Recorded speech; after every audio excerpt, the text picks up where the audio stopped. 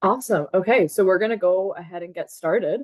I know people are kind of going to be joining as we start, but I just want to make sure we have the full hour for Sam to get through his whole presentation. So thank you so much for joining us today. My name is Nina, and I'm the Assistant Director of the Tulane Alumni Career and Professional Development Office. And Sarah, would you want to introduce yourself? Yeah, hey y'all. My name is Sarah. I'm in the same department as Nina, and I'll be on the support side. So I'll be admitting and doing any tech stuff. So if you have any questions or issues, feel free to direct message me. Awesome. Thanks, Sarah. So just a few housekeeping things before I hand it off to Sam. Please introduce yourselves in the chat and let us know where you're joining from. It's always fun to kind of see where people are throughout the globe and the country and stuff. So would love to see that. So this session is being recorded and it will be uploaded to our YouTube channel. Sarah will put that in the chat. We have over 60 past sessions recorded and uploaded there. So if you'd like to be notified of when new recordings of these webinar sessions are uploaded, subscribe to our YouTube channel. Okay, so our topic today is the importance of federal contracting. We have Sam Wodajo, who will be leading us in today's session. If you have any questions throughout, you can just put them in the chat and we'll just circle back to them at the end during the Q&A. So I'm going to hand it off to Sam now so he can introduce himself. Thanks, everybody. Thanks, Nina, and thanks, Sarah, for having me. Hope everybody's doing well. Happy Halloween. I do have trick-or-treating to do with my two kids after this, so hopefully everybody have some fun activities. Yeah, I'm so excited to be here. My name is Samson Wodajo. I do go by Sam. I did find, and I am the CEO of Oxum Global Consulting. This is my company, my consulting company that I founded in 2019 that was inspired by my career in the federal contracting.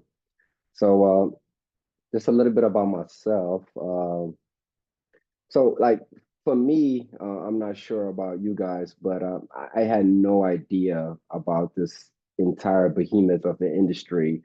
I kind of stumbled into this. I graduated in 2010 from Tulane with a BSM in marketing and management. And as we all know, in 2008, the financial crisis, it was really hard to get a job in my field.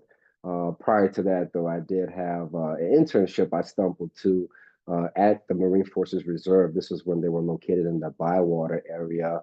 And again, had no idea, but it was a pretty high paying internship. I needed a job. I was excited. And basically, I did auditing on their government credit purchasing program. And from there, I kept my connection. And long story short, 2011, I was able to get back at the building that you see back there, brand new facility, as an intern hire on a pathway program. So a lot of people ask me, how did you get in? How did you get in? Unlike most federal employees, I did not have military service or background. So I took a very untraditional path in entering. So from the internship, I started my career there, and again, had no idea what this was about, what I was doing. In fact, it almost took me about 2 years to really get a grasp of, oh, this is the why, the what I'm doing, and it felt really rewarding after I figured out connecting the dots. So there's a lot of certifications I had to take. In 2015, I completed my DOEA Level 2 certifications, and then after that, I started my company. And then recently, before I left, right before COVID, I became a warranted officer. This is actually the authority that gave me the right to sign off on behalf of the U.S. government. So it came a lot more responsibility, obviously, when you're obligating funds. And then right after COVID, I did some career changing. I'm still involved in the acquisition industry, but now I'm working as a contractor for a company of a huge defense contractor called CACI or CACI, which I'm still doing as of today as a system analyst on one of their procurement writing software. A little bit about my educational background. Again, I graduated Tulane in 2010 in marketing and management. And while I was with the Marine Corps, I did work on my Master's of Arts degree in procurement acquisition. And currently, I'm still in school, back at Tulane, working on my MBA in finance and global strategy. So just kind of round off of who I am, my career, and my background. So let's kind of get right into it. I think it's good to really start with understanding. And this is a very simple definition that I found for what federal contracting really is. My wife jokingly says when people ask, "What do you do?" She's like, "I don't know. He works for the CIA." She never really still understood what I did because it was just that convoluted of a process. But very, very, I bought stuff. I purchased stuff, services and supplies to support the Marine Forces Reserve. That's in a nutshell. That's what contracting really is. Not to be confused uh, with contractors or constructing. That a lot of people think the same thing, but a lot of confusion there. So um, I think it's really good to understand where we were to get a good grasp of where we're going. So this is not new. Actually, after the American Revolution, there was a lot of reconstruction of the country, and that's kind of where this whole organized contracting started. So in 1798, when they were migrating to the western frontier, is really when they start procuring provisions for the soldiers that were stationed there. And then from there, we have our first procurement law, which is still intact today, which is to prevent government officials from corruption. And take it for how it is. I think that's still a work in progress, right? We're still working to make sure that the taxpayers' money is protected.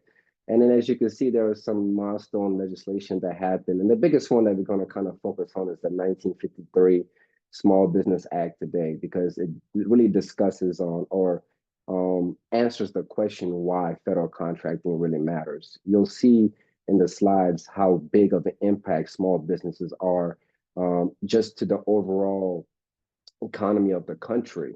In fact, there are 99.9% of all the businesses in America are small businesses. So the 1953 Act really established the SBA, really established the framework and the policies in which competition could be fair and open. Again, it's an imperfect system, and it's definitely, as someone who's worked in it, I've realized that. However, the intent of it, just like our country, I think, has some good intentions. So from there, I want to frame this like I'm also an entrepreneur. I'm figuring a lot of things out. And one thing that every entrepreneur really needs is clients or customers. And as you can see, the US government is a very viable candidate for such. They spend a ton of money on goods and services, and particularly the Department of Defense, in which I work for, spends a bulk of it. And then you'll see as we go through the slides that that proportion of that spending is really heavily skewed towards the Department of Defense spending. This again, I just really want to frame for all of us really how the money flows. So this is all taxpayers' money, and as you can see, the bulk of it goes into the defense of our country. This defense systems is really, when you think about government contracting, defense contracting, these are the planes, these are the ships, the ammunitions, anything you think about in the systems that requires a lot of the money goes into there. The technical people that supports it, the engineers, everything that goes into building that. Then a little bit of it, about 7 to 10% goes to construction. These are improvement in our roads. These are maintaining our public buildings, anything you can think about construction, IT services, which I in fact fall into this line myself right now. I went from a federal employee working for the government. Now I'm augmenting the government with as an IT specialist working for defense health agencies, healthcare. This is another big one. In fact, another example is my wife. She's a registered nurse and she works for the VA and she works as a contractor. And we'll see how much of those numbers really, how big those numbers are as we go through the slide. This is another, R&D is a very particular part of the spending. In fact, sometimes we don't even account for that because they have their own special rules. because they have to do things that are not result based because you don't know what you're going to get out of it, and they don't really follow all of the regulations that most other contracting for federal contracting goes. Oop, going the wrong way. All right. So again, how is the cash flowing? So in 2023, there was about $759 billion allocated for spending. I think conservative estimates from FPDSN, which is basically the federal procurement data system where we get these numbers from, roughly about 630 was spent last year. So just to grasp your mind around it, again, 63.4% went to defense systems.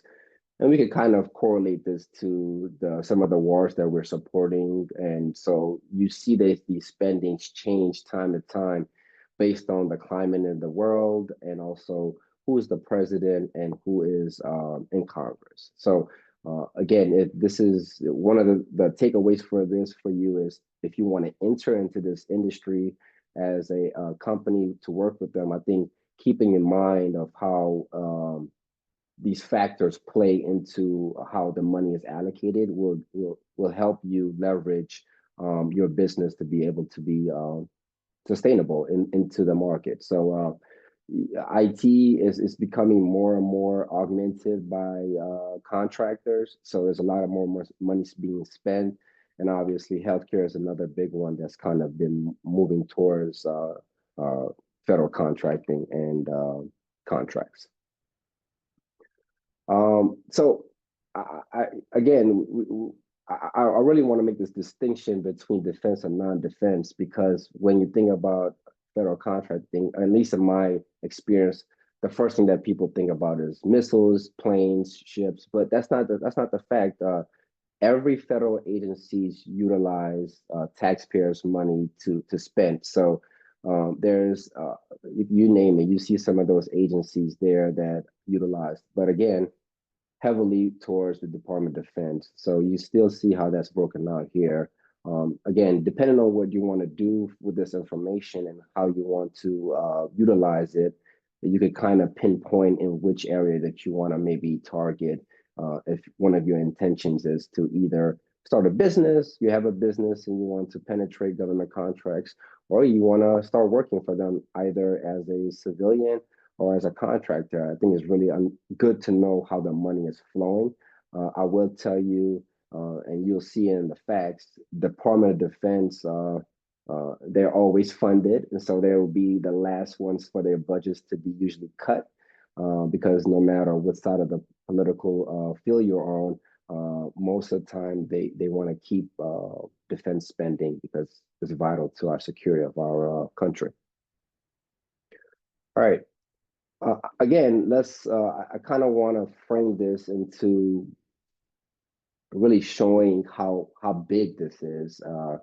As you can see, we all could suspect what happened in the 1940s. So that spike is really the pivotal moment in government contracting. And when Eisenhower entered us into World War II, we obviously had to start pivoting all of our resources towards government and defense spending. So when this happened, it really established some of the framework in what we know as today's federal procurement and acquisition system. So you see the non-defense, I think that has a lot to do with COVID and other natural disasters that probably took away from some of the funding.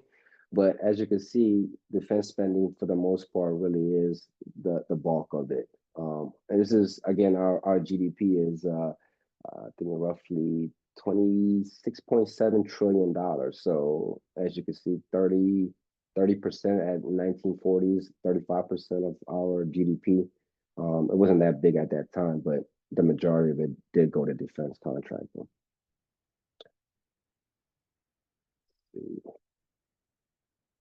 All right, so if you think about who supports federal contracting, I think Most of us would think of names like Boeing, Lockheed Martin, Raytheon. You think about these huge, huge, huge companies, right?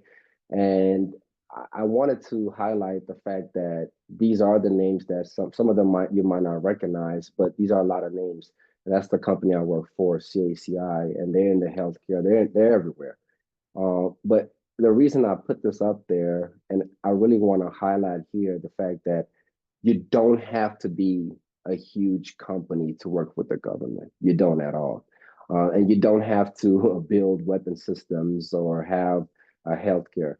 In fact, lawn services, right? Most people don't think you could get into government contract by providing that service, or janitorial services, or audio and visual services. When I was working for the Marine Corps, every year there's a conference that is done here, and we had a guy, a small business. I think it was him and a couple of team members, but he won the contract for audio and visual each year. As a small business, I think that was roughly $40,000 that he was getting, but I'm sure that had a huge impact on his cash flow for the rest of the year. So I really want us to think way beyond you have to be a big player in this market. There's really a lot of money out there that most of us wouldn't even think that we qualify for. And as you see in the slides, I'll show you the process, but we do qualify, and it's just circumventing some of the red tape and a little bit of the learning curve that needs to happen in order to really understand how to get your foot in the door. All right, so now that we framed that, let's talk about really how does it work, right? How does the government actually goes from having a need into actually purchasing supply or service? So there was always a thing that we talked about. Is there a bona fide need for what you want? Because again, as a contracting officer, one of the roles that we have is, we had a fiduciary responsibility to make sure that we are spending taxpayers' money responsibly. And, we took that very, very seriously, because it was also our money that was being spent. So the first thing is like identifying a need. And once an agency and organization determines that, hey, there is a need for what we're doing, and then we go to the market research phase. And this is really where agencies really determine if their needs can be met with an already existing system or existing contract. Again, I don't want to get too much into the weeds, but there are very layered approaches in how an agency satisfies its need. Let's say that there isn't, and we determine that, hey, I need 1,000 widgets, and I need it by this date.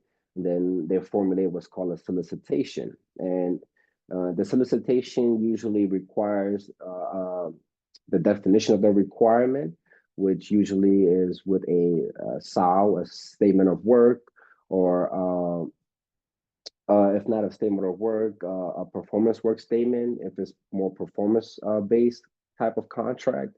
And once a solicitation, it has all the information you need, when you have to deliver it, by what date, all the contract rules and provisions and clauses are also included in the solicitation. So transparency is a really big part of this entire procurement process. So they want to make sure that the industry knows exactly what the government needs so that they could properly respond to it.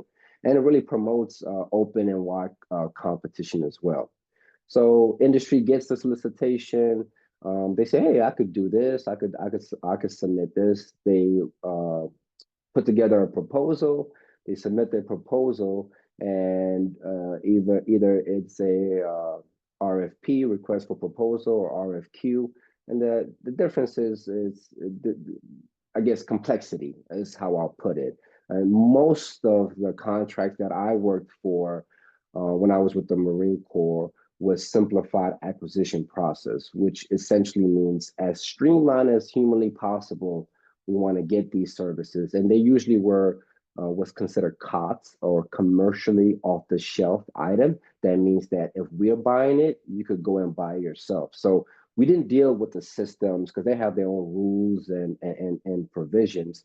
But what we were dealing with was really anything that you guys, or we could buy from the store, from Amazon, we purchase it, but we just had to go through this process. So once we get the proposal, we would do some evaluation. And this evaluation is, again, depending on the complexity of the requirement. It could be very, very quick, or it could take months. And I'll give you some examples of both. But usually, let me see, maybe a Marine unit is doing some exercise somewhere in Texas, and I had to purchase some porta johns, right? Don't matter what it is. It's just, can you deliver it? Can you make sure? And that evaluation really involves just a few things. There are some databases that we check to make sure that the vendor is good to go with the government. They're not debarred for tax issues or any other issues. So we go check the system. If they're good to go, we check their pricing. And usually the evaluation, at least the purchases that I did, was based on LPTA criteria. We'll talk a little bit more about this a little bit later, but there's many different evaluation criteria that is utilized. But lowest price technically acceptable is the most utilized one because it's easy, it's fast. We got everything, you're good to go. Oh, who's the lowest price? You get the contract. So again, I really want you to open your mind to how simple in a sense that could be for you to potentially get a government contract. I'll give you a real life example. A mutual friend of mine, this was several years ago, while I was fresh in the government contracting field, just asked me just a few general questions, not even too much. I spent a little bit over an hour telling him, go here, do this. And he took it from there. And his first contract was with the Army Corps of Engineer, and it was for several $100,000 just to move gravel from point A to point B. And all he did was called the Emporium and just say, hey, can you deliver this? Found someone with a truck, made a deal, and he got a percentage off of that, doing nothing. Well, doing something, but he didn't physically have to get the truck. He didn't have to have all the risk of having the asset of owning a truck. Basically, he's the middleman connecting people. So again, I really want, one of the big takeaways out of this session is like, it can be done. And there's a lot of people who's doing it. And by the way, he's crushing it right now. You know, he is diversified. He actually owns assets now. So he's doing contracts all over the country, all because he just took the initiative to start going out there. So after it's evaluated and everything is good to go, hey, the fun part, contract award. Once the contract is awarded, and then we make sure that the performance is done. And performance is different ways is measured, but for something that's simple like delivering an item, once the delivery is taken place, performance is complete, and then payment happens, and then we eventually goes to closing the contract out. One thing I do want to highlight in this, as you can see, even how I'm talking about it, it's an extensive process. It takes a long time for a small company and a lot of manpower and resources to do all of these things. And by the way, after you win a contract, you don't get your money right away. It's usually a 30 days net before you actually paid. So as you can see, and we'll talk a little more about this, but one of the issues for small businesses is the inability to produce cash flow very quickly. The cash flow comes really, really after you put a lot of work in. So it deters a lot of people, especially when cash is tight.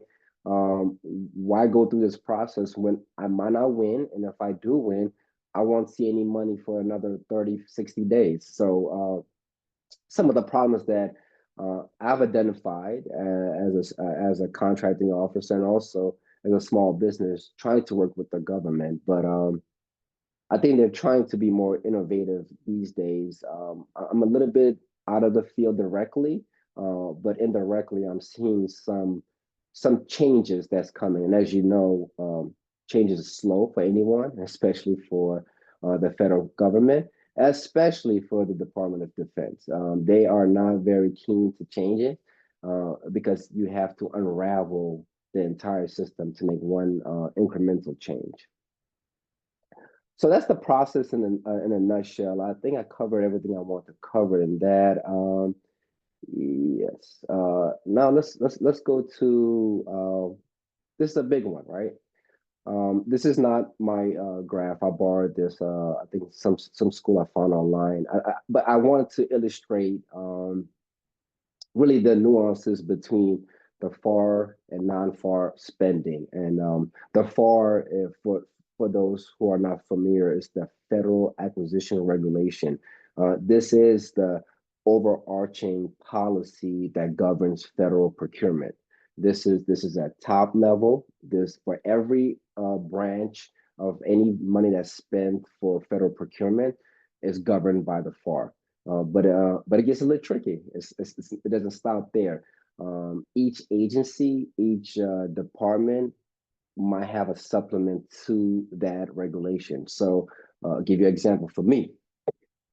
When I was working for the Marine Corps, by the way, the Marine Corps is a very different entity. So you have the Army, it's its own thing. You have the Navy, it's its own thing. You have the Air Force, it's its own thing. The Marine Corps falls under the Navy, which operates under these policies, but it operates differently. Again, it's a little bit tricky, but in essence, we fall under the Navy's policy. So we had the FAR for us. And then after the FAR, we had the DFARS, the Defense Federal Acquisition Regulation. And then we had the NAVSUP, the Navy Supplement. And then we had the Marine Corps PGI, which is basically another supplement. And then we had our agency policy. So as you can see, it's very, very layered and convoluted. And even for someone working, you have to make sure that you appease all of these without any contradiction to what the FAR says, because the FAR is the overarching policy. So if you want to get involved with federal contracting, I highly, highly, highly suggest that you familiarize yourself with this website. I think they're going to send either the slides or some of the links and you'll see it. But this kind of breaks down the policies and some of the supplements for each of different agencies. So it's not an easy thing to really grasp because it has 53 different parts and each of them are broken down with how you do what you do and why you do it. And when they were training us, we had to zoom in and scope out, zoom in and scope out. That was the theme of how they taught us how to read this. Because if you look at one thing and say, oh, I could do this, and if you scope out, then there might be another provision that could potentially contradict that and you can't do it.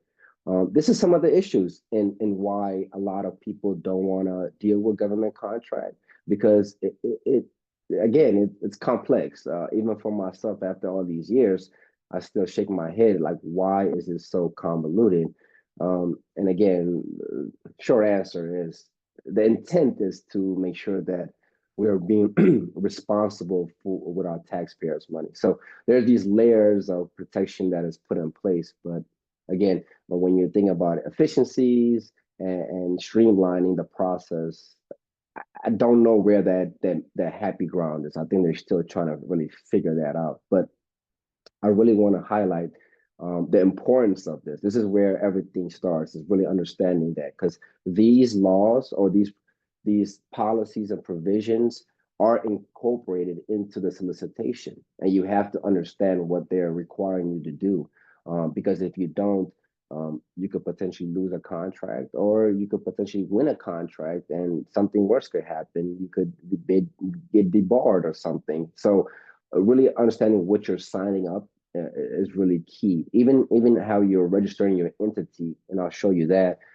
You have to understand some of these because even the registration asks some, does this provision apply to your entity? Does this apply to your entity? So if you're not sure, get an expert, but definitely utilize your tools. ChatGPT that wasn't around when I was working there, but that I think will be a really good resource to ask some questions about this. You could kind of copy the provisions and paste it there and say, hey, tell me in layman terms, what does this really mean? Because again, it's not all the way lawyerly language, but it could seem like you're getting a document from a lawyer. Let's see. Yes, I covered that. Just want to make sure I'm covering most of the important parts of this. Again, I'm assuming we are on the same baseline with no knowledge of government contracts. So I don't want to go too deep, but I definitely don't want to miss out on giving some of the information that I think are pertinent for you to really take away. So I think that's good for the law. And the next thing I think is really understanding the players. Acronym have to be your friend if you want to get into this. You really need to be comfortable with utilizing acronyms. That is the first thing that struck me working for the federal government, but particularly Department of Defense. There's acronyms galore. Everywhere you go, you're going to get it. So contracting officer is KO. Contract specialist, CS, and the contracting officer representative core, TPOC, SME. You got to get familiar with this. One thing you might be asking, why is it KO instead of CO? And it took me like 4 years before I finally mustered up. I'm like, why is this? I asked, and CO in the military is commanding officer, so they could not use that for contracting officers. So we KOs. So and they use the acronyms in the sentence, probably an entire sentence built just off of acronyms. So get familiar with this. I think this is, understanding the jargon, the talk, I think will really help you leverage in winning contracts as you enter into the sector if you're interested in it. Also, as a civilian, I think that will help a lot. I worked, and you'll see, I work closely with Marines, actually active duty Marines. So, building that culture in the office, I had to do some assimilation in a sense to really understand how they operate, how they talk, and picking up the jargon was part of the process for me. And I think it really helped me be more proficient and be successful in my career. So don't fight it. Acronyms are not going away. I think the military just loves it. All right. So again, how do you do this, right? And so a little bit of story, personal story. I was at the time I was working 2 jobs when I started my consulting company, and I wanted to do it all. Again, actually, one of the reasons I came to this MBA program was to kind of help me refine my tools and really figure out what I want to do with a few of my entities. I guess I'm considered a serial entrepreneur. So I didn't know what I wanted to do with this, but I definitely knew I wanted to leverage what I've been doing with the government and government contracting because I really saw the upside. I saw how much money was flowing through there, and I saw how many people were not involved with it. And like I would put a solicitation out there and I would beg contractors, please submit a bid because there were not that much competition because not a lot of people were involved. So it really dawned on me that there's a white space here that we could potentially, especially being a minority, and we'll talk a little bit about that. There's a lot of opportunities for women, no matter what color you are. Women is a big one. And then, of course, if you are in a disadvantaged group, there's another opportunities out there. Money set aside literally for you to come and compete, and without much competition to win, to promote this economic development for the country. So I put this a typical way because this is kind of how I've seen it and kind of how I went about doing it. And I'll show you. I think a way that maybe works best, in my opinion. I call it Sam's way, but again, you take it with a grain of salt. But before you take the time to really go and dive into this, I think really understanding what opportunities are out there might be a better ROI for your time. It's free, right? Sam.gov is a free It's public, the information. So why not go out there and really learn what the government is spending money on? And then you could see if there is some synergies between what your competencies and your strong suit is and what your interests are, and then your desire to pursue it. Once you do that, I think understanding the NAICS codes, and these are North America Identification Classification System, and these are where we get the data from. Canada, Mexico, and the US use this system, and basically it puts a certain code on the industry or the particular sector in which you're planning to operate. And these are very important things to understand. So doing your research, understanding the NAICS, understanding where the opportunities are would tremendously leverage you to do well as you enter this, because it's so much, it's overwhelming. Even for myself, who had the inside information, I still was really didn't know exactly where I want to go, because I knew so much, which kind of was a pros and cons. But streamlining what do you want to do and being very specific on how you want to target that, I think will really benefit you in the long run. And then the next thing is just paperwork. Again, understanding the FAR will help you register your SAM. In the previous slide, there was this thing, the DUNS number, which is no longer a required number. It went away, I believe, in 2022, in April 2022. And so now, excuse me, when you're registering for your system award management profile, you're going to get automatically generated a UEI, which is how the federal government is going to identify your entity. All this is going to be done for you. You have it. And then from there, networking, kind of like what you're doing right now, taking up talks or going to industry shows. They have so many of them. I get a ton of emails about them. I haven't had the opportunity to participate in many in the recent years, but I think really understanding who the person behind the decision maker is totally legal, but I think it will leverage you because they will build that personal relationship. Again, this is nothing to do with federal contracting, but just my 2 cents. Like, you're dealing with people, so building relationship is, no matter what industry you're in, I think will benefit you in the long run. From there, basically go out hunting. Go find what opportunities you can and just submit. You can't lose. Just be able to perform. That's the only caveat I have. If you're going to submit something, be ready to perform, because no past performance is a-okay, but poor past performance will haunt you for your entire career within the government. So the government is very lenient.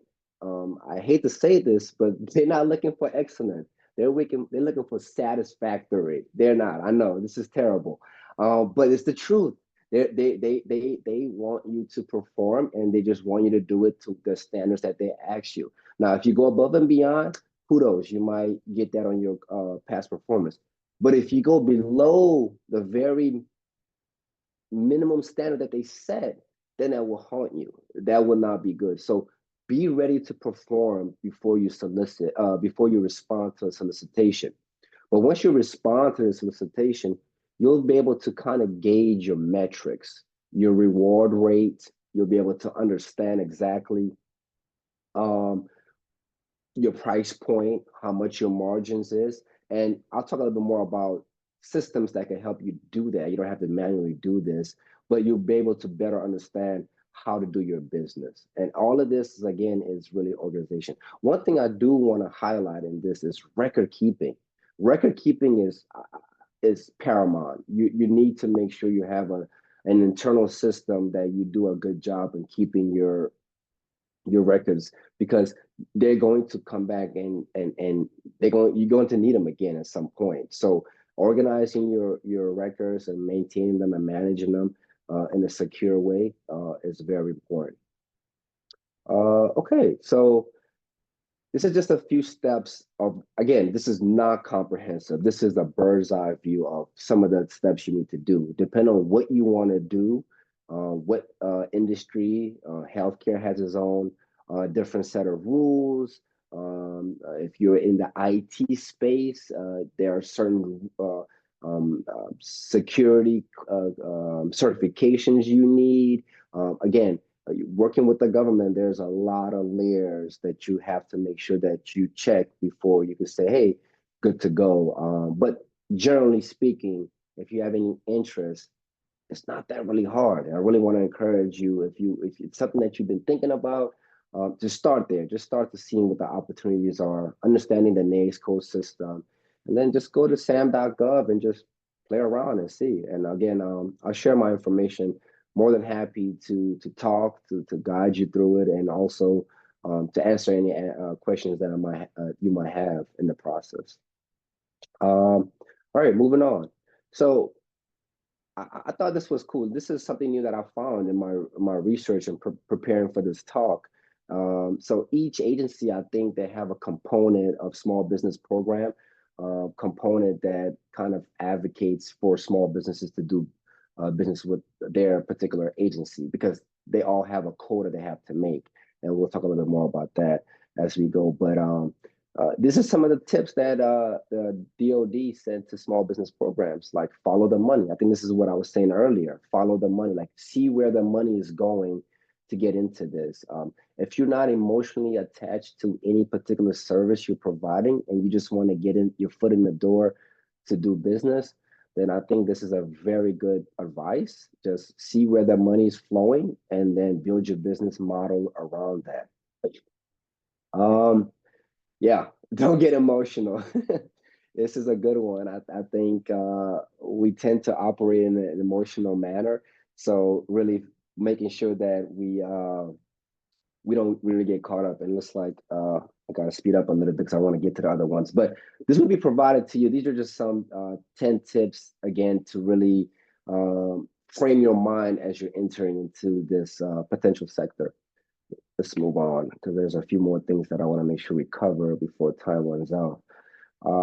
Next thing is, so I'm just going to run through these because we are short of time.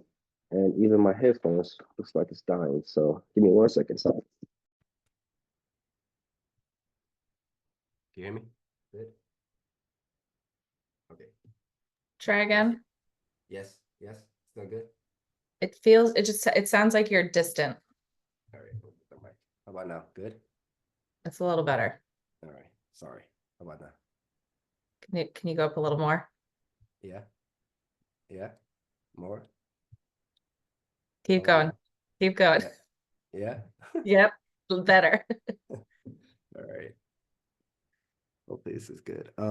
That's great. Yep. Perfect. All right, good. Yeah, so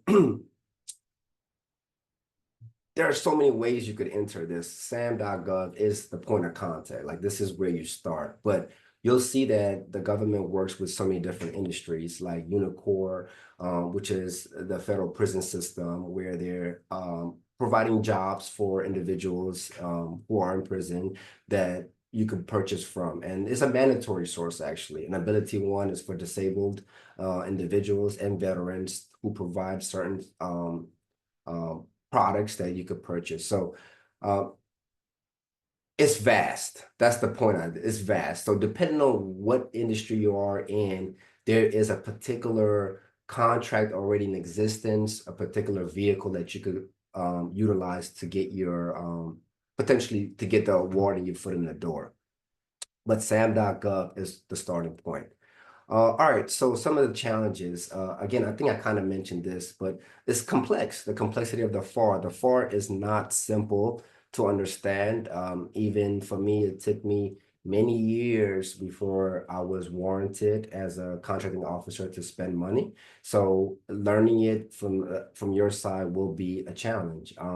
The procurement process is lengthy. You're not, cash flow is a big issue for small businesses. So make sure you have a little runway before you enter this, because you're not going to get paid immediately. But once the ball starts rolling, I think you'll start seeing the real big benefit of it. Of course, bureaucracy and red tape, and that is still an issue. I saw that when I was working there.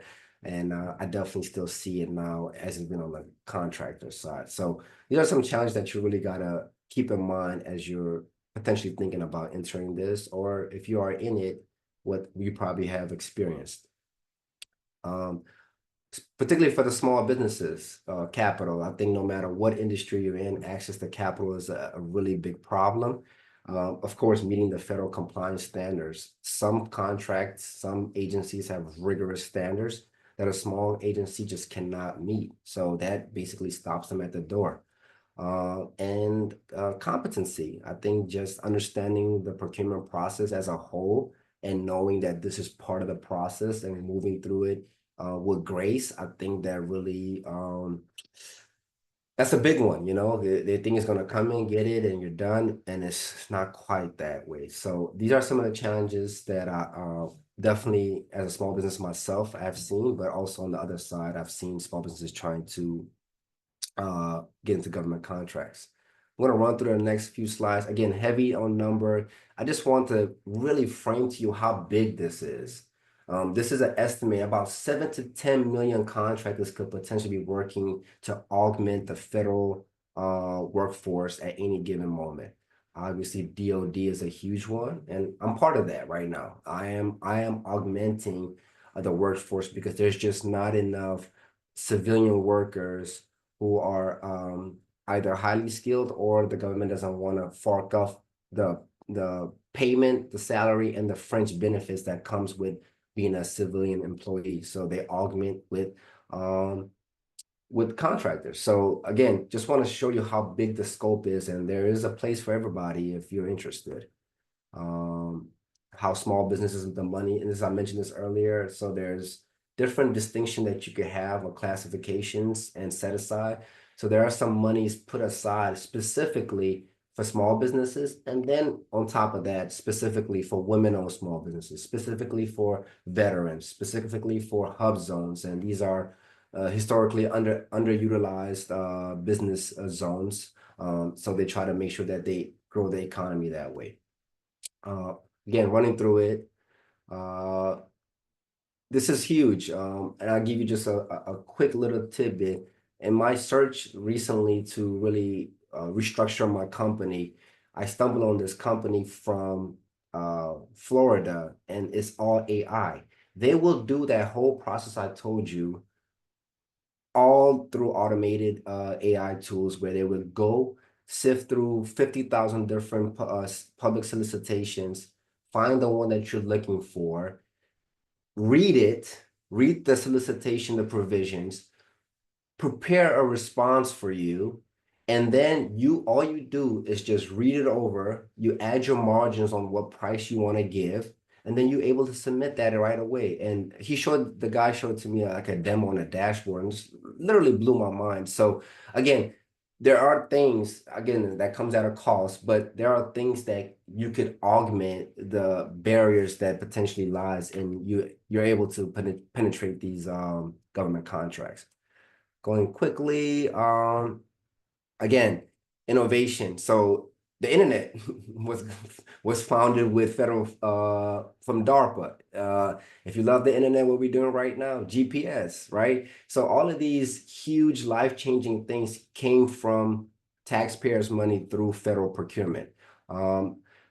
Again, it could be a debatable topic, but healthcare and vaccines, if it wasn't for the federal government coming in through COVID, who knows if they would have been able to bring out a vaccine fast enough. So again, they have their hands in everything that impacts our day-to-day life. And I want that to be a big takeaway for everyone. So there's 23% is what is allocated out of the entire budget to small businesses. And that again is trickled down to agencies, and they have their own quotas to make. Going through it very quickly. And again, one of the big takeaways that was taught to me at the Marine Corps is continuity of services.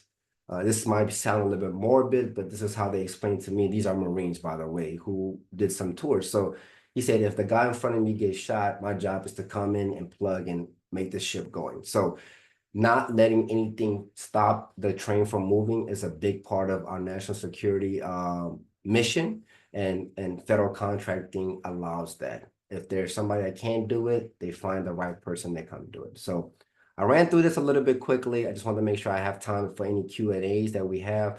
But again, this is just a funny picture of me wearing one of my Marine buddies.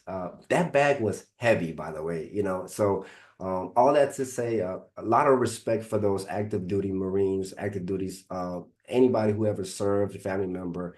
I've seen it firsthand, the amount of sacrifice that goes into providing our sovereignty and protection. So it's a big deal, and they do a lot of good work. And the civilians who augment that as well, they considered us civilian Marines, and I wear that badge with honor. Was never in the military as active duty, but I feel like that was my way of giving back as a public servant for over 10 years. So I really thank you all for the time. I hope you got something out of it. I know the last part I kind of rushed through. I was trying to manage my time, but it's vast. I can't cover it all, you know, even 40, 50 minutes, 2 hours, 3 hours, you could go on and on. But these are my contact information. Nina or Sarah will share it. I'm always, down to chat for anything. So don't hesitate to reach out. So I guess it's a time for the Q&A. Thank you, Sam. This was super interesting, and I'm sure you're going to get quite a few questions, especially after as that information is being soaked in. I guess the one question I had specifically is who are your ideal clients to work with you? Yeah, so the clients that I've helped actually just set up their entity are individuals who are interested in doing it and who might not be quite ready. But again, it just costs nothing to set up the entity other than administrative work. So either starting off or already have a business that are ready to branch out of from their existing model to a new one. So really, it's vast, right? Starting off, you don't know, I could help you, but also if you're, already established business, you're trying to, augment your current business with federal contracting, then let's talk. Awesome. And we did have a question. I know you'd mentioned in the beginning about potentially sharing the slides. I just wanted someone did ask specifically, like, would they be able to get the slides, or is more just the recording? No, I'll be more than happy to share the slides. I will, I have to do a little bit of cleanup in my notes section because it's a little bit jumbled, but I will keep some of those notes because they have a lot of good information that I think that will benefit more than the slides itself. Perfect. Okay. So that'll, like Sam said, Nina will be in your inbox with the recording and the slide deck when that's ready. Okay, so we have another question. So it says, could you talk a little bit more about the government's effort in ensuring that minority contractors are having equal access? Excuse me, sure. Yeah, so FAR Part 19 is all about small businesses, and there's a lot of legislation there. Again, imperfect system, right? I've seen it where it's meant to be real example. There was a contract that was supposed to go towards Indian reservation set aside, and this bigger company came and they subbed with them, and they just on paper it looks like it's all legit, but they're performing most of the work and getting the benefit from it, but utilizing the set aside. So you gotta fight for it a little bit. I'm not gonna lie. Like it's out there and the advocation is there, but it's not as the intent is to make it easy where you don't have to fight. But I know that for sure, seeing with vendors working, you gotta fight. So really educating yourself and then knowing what policies that they need to adhere to, and then saying, hey, no, this should be this and that. I think is really your biggest win, as again the entire system becomes more fair. Again, we're slow to change. So the intent has been there since the 50s, but I don't think it's in practice as we see it today. So my biggest advice to you is really arm yourself with competency and educating yourself on what is available for you That way you could even call out those contracting officers and say, hey, no, this needs to be for me and whatnot. So really educate yourself. Great, thank you. So those are all the questions that we have for now. Sam, would you mind going back to your contact slide just so we can kind of end it visually with that as well? Awesome. Thank you again. Thank you for the time and effort into this presentation, and really excited to have people reach out to you more and learn more from you. Would you like to close us out with any final words? No, I just thank you all for the time. This is my first one doing these, and I'm looking to potentially do much more. It was a learning process for me as well. I think I was developed in the development of these slides to talk. So appreciate your time and your attentiveness. And again, please don't hesitate to reach out. I'm always looking to talk and to collaborate and really sharpen my tools as well. So thank y'all and happy Halloween. Enjoy the rest of y'all week. All right. Great job, Sam. Thank you, everyone. Enjoy. Thank y'all. Take care.